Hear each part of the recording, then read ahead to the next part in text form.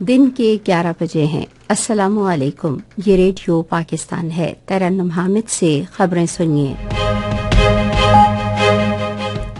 اہم خبروں کا خلاصہ۔ وزیر اعظم نے اسلام آباد میں حالیہ دہشت گرد حملے کے متاثرین کے لیے معاوضے کا اعلان کیا ہے۔ وزیر خزانہ نے غیر ملکی سرمایہ کاری میں سہولت فراہم کرنے کے لیے پاکستان کے عزم کا اعادہ کیا ہے۔ نیشنل ہیلتھ سروسز کے وزیر نے کہا ہے کہ حکومت نے بنیادی صحت کے نظام کو مضبوط کرنے کے لیے منصوبہ وضع کیا ہے۔ اور بنگلہ دیش میں 13ویں قومی پارلیمانی انتخابات کے لیے ووٹنگ جاری ہے۔ اور اب خبریں تفصیل کے ساتھ۔ وزیر اعظم شہباز شریف نے اسلام آباد میں دہشت گردوں کے حالیہ حملے کے متاثرین کے لیے معاوضے کا اعلان کیا ہے۔ انہوں نے یہ اعلان اسلام آباد کے علاقے ترلئی میں امام بارگاہ ختیجۃ الکبریٰ کے دورے کے موقع پر کیا۔ وزیر اعظم نے شہید اون عباس کے لیے 1 کروڑ جبکہ دیگر شہداء کے لیے فی کس 50-50 لاکھ روپے کے معاوضے کا اعلان کیا۔ انہوں نے شدید زخمیوں کے لیے 30-30 لاکھ اور دیگر زخمیوں کے لیے فی کس 10-10 لاکھ روپے کے معاوضے کا اعلان بھی کیا۔ شہید اون عباس کی رہائش گاہ کے دورے کے دوران وزیر اعظم نے کہا کہ شہید اون عباس کو دہشت گرد حملہ روکنے کے لیے بہادری کا مظاہرہ کرنے پر 14 اگست کو بعد از مرگ اعزاز سے نوازا جائے گا۔ نائب وزیر اعظم اور وزیر خارجہ اسحاق ڈار نے دنیا بھر کے اہم دارالحکومتوں اور شہروں میں پاکستان کی نمائندگی کے لیے 19 نئے سفیروں اور قونصل جنرلز کی تقرری کی منظوری دے دی ہے۔ Social media platform X پر انہوں نے اس اعتماد کا اظہار کیا کہ نئے تعینات ہونے والے سفارتکار واضح مقصد اور دانش مندی کے ساتھ پاکستان کے سفارتی مشن کو آگے بڑھائیں گے۔ وزیر خزانہ محمد اورنگزیب نے بیرونی سرمایہ کاری میں سہولت فراہم کرنے اور امریکہ کی کاروباری برادری کے ساتھ مسلسل رابطہ رکھنے کے پاکستان کے عزم کا اعادہ کیا ہے۔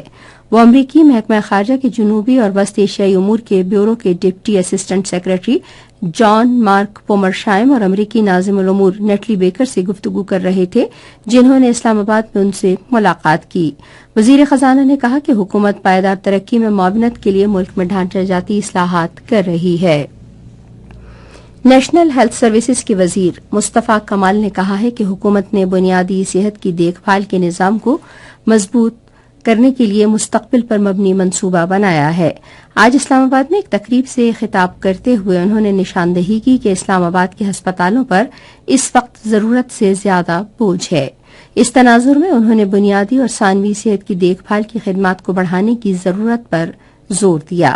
انہوں نے کہا کہ حکومت اس بات کو یقینی بنانے کے لیے مؤثر انداز میں کام کر رہی ہے کہ لوگوں کو ان کے گھروں کے قریب بہتر طبی علاج تک رسائی حاصل ہو سکے۔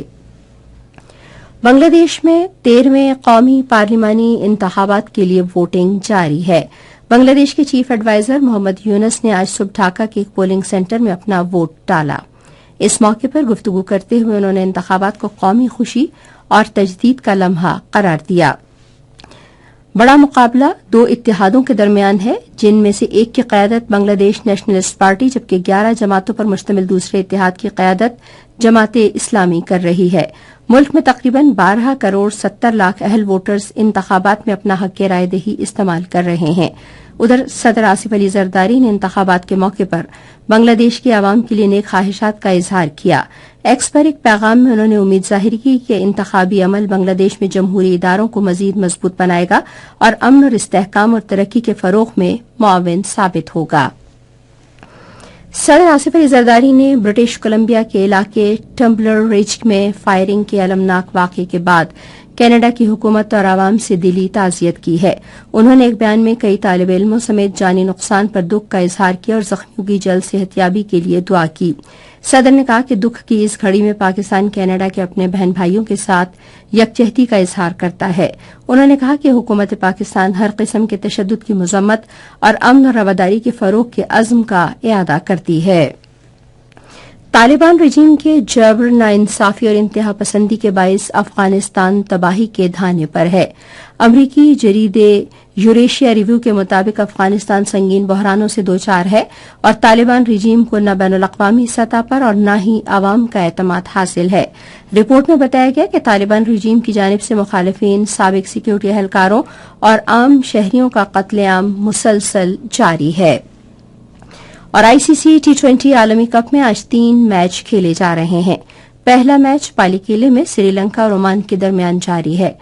दूसरे मैच में इटली की टीम दोपहर 2:30 बजे मुंबई के वाखेडे स्टेडियम में नेपाल के खिलाफ मैदान में उतरेगी, जबकि तीसरा मैच भारत और नमीबिया के दरमियान दिल्ली में खेला जाएगा। ये मैच शाम 6:30 बजे शुरू होगा। इसी के साथ खबरें खत्म हुई। मजीद खबरों और तज्जियों के लिए आइए हमारी वेबसाइट पर radio.gov.pk और फेसबुक के link radio Pakistan news official पर बराह रास्त वीडियो स्ट्रीमिंग भी मुलाहिजा कीजिए।